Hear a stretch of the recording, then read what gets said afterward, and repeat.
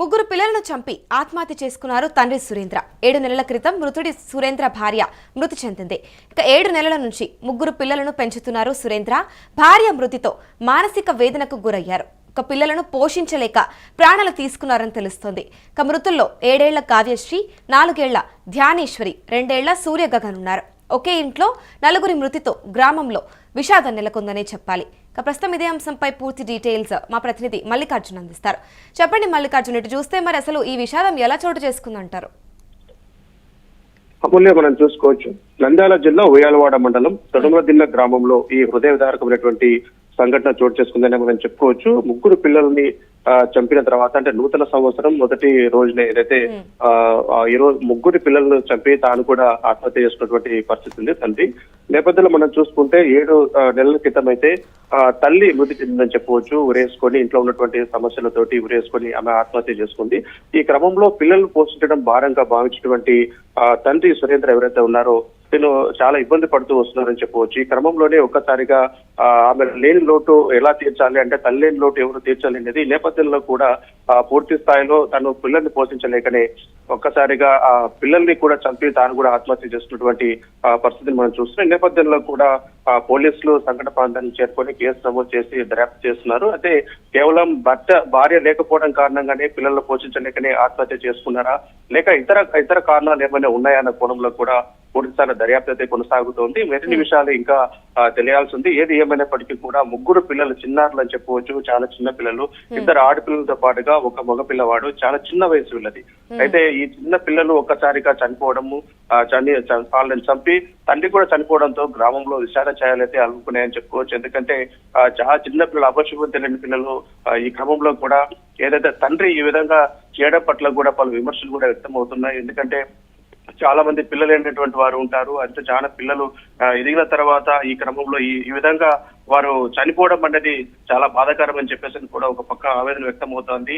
ఈ విషయాన్ని అంతా కూడా గ్రామంలో ఒక విషాద చాలా అలుగుకున్నాయని మనం చెప్పుకోవచ్చు. ఎందుకంటే ముగ్గురు పిల్లలు, చాలా చిన్న వయసు పిల్లలు, ముగ్గురు పిల్లల్ని అతను చంపిన తర్వాత తాను కూడా ఆత్మహత్య చేసుకున్నటువంటి పరిస్థితి మనం చూస్తే ఆత్మహత్య వెనుక ఎలాంటి కారణాలు ఉన్నాయనే దానిపైన కూడా ఇంకా పూర్తి స్పష్టత రావాల్సి ఉంది. ప్రాథమికంగా ఎవరైతే బంధువులు ఉన్నారో, సురేంద్ర బంధువులు ఉన్నారో, వారు చెప్పిన మాట ప్రకారం 7 నెలల క్రితం పూర్తిస్థాయిలో ఎవరైతే తల్లి ఉన్నారో తల్లి మృతి చెందడం జరిగింది కొన్ని సమస్యల వల్ల. ఆ కారణంగానే వీళ్ళు అప్పటి నుంచి కూడా సురేంద్ర మనస్తాపంతో ఉన్నారు. ముగ్గురు పిల్లలను పోషణ చాలా భారంగా మారింది అని చెప్పేసి కూడా ఆ మనస్తాపంతో ఇప్పుడు చూసుకుంటే మరి ఇప్పుడు పిల్లల సంరక్షణకు సంబంధించి ఎటువంటి సహాయమైనా అందిందంటారా?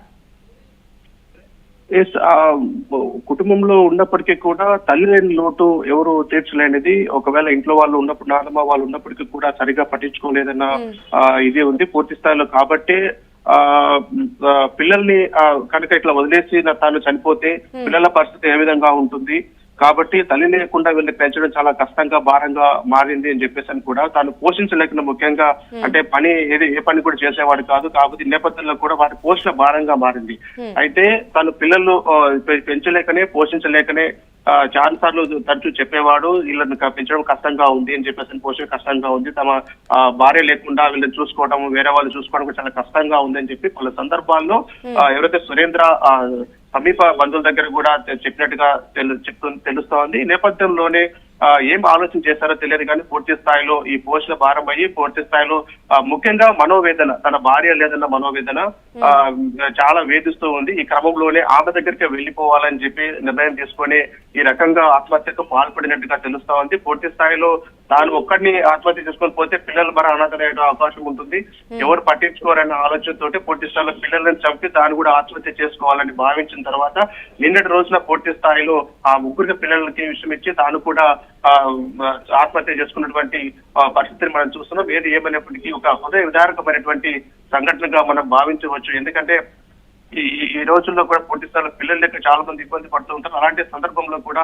ముగ్గురు చిన్నారులను చంపడం, తాను ఆత్మహత్య చేసుకోవడం పట్ల కూడా పూర్తి స్థాయిలో గ్రామంలో విషాద ఛాయలైతే అలుముకున్నాయని మనం చెప్పవచ్చు. ప్రస్తుతం ఇప్పుడు మరి మృతదేహాల పోస్ట్ మార్టం పూర్తయిందంటారా?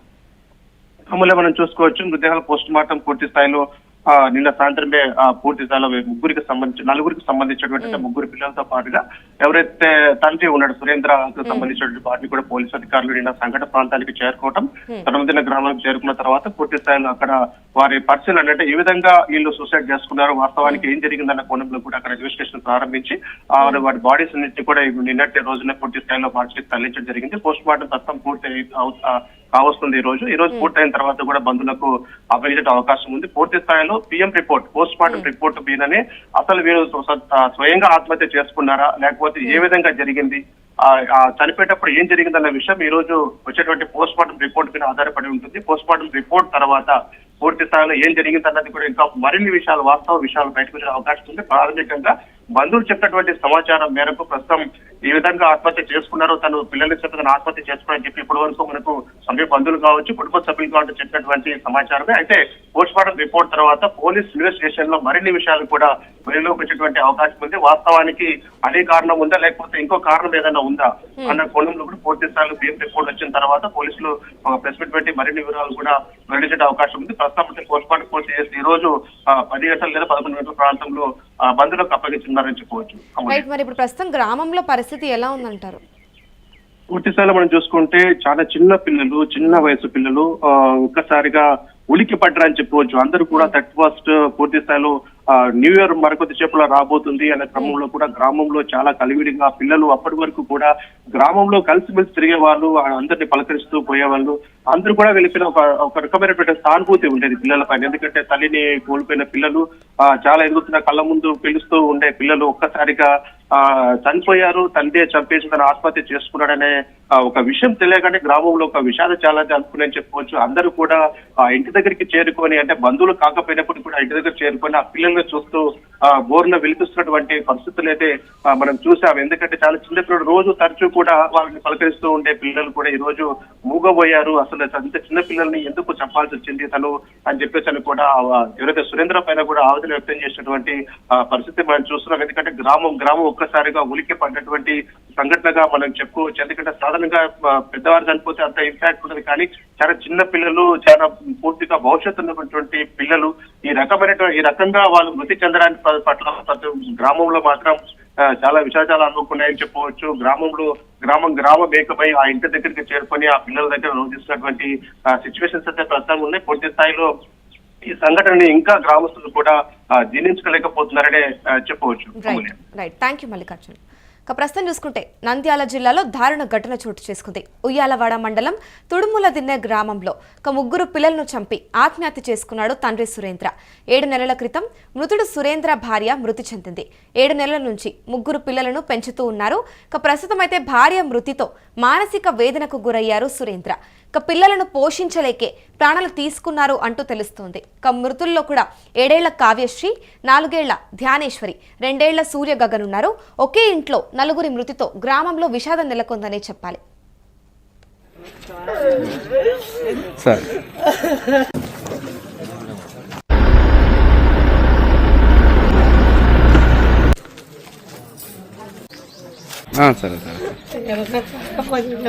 సార్,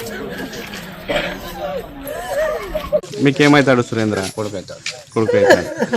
అంటే భార్య ఎన్ని రోజుల క్రితం చనిపోయింది?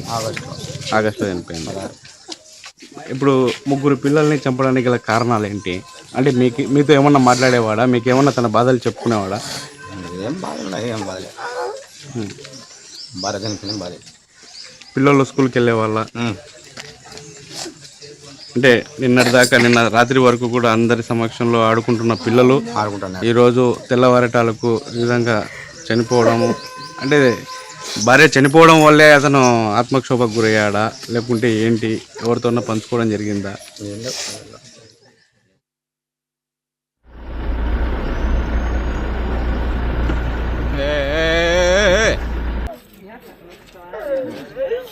సార్